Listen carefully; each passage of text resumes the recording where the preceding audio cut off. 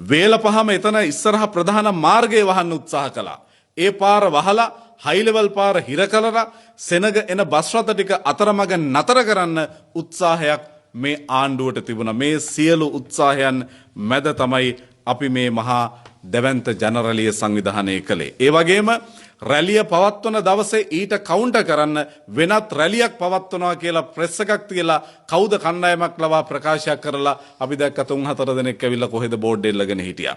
ඇතම් කඩාකප්පල්කාරීන් බීමත්ව උත්සව භූමියට එවලා විවිධ අඩන්තේට්ටම් කරන්න උත්සාහ කළා මේ ආණ්ඩුව. පළමු වරට මේ සියල්ල අද අපි අනාවරණය කරන්නේ. ඒ විතරක් නෙවෙයි.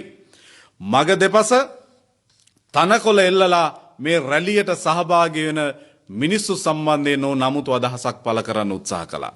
හැබැයි අපි ඒ ගැන එක අතකින් කලබල වෙන්නේ නැහැ. ලංකාවේ සංස්කෘතියේ Taman කනබොන දේවල් අනිත් මිනිස්සුත් එක්ක ෂෙයා කරගන්නවනේ ලංකාවේ මිනිස්සු.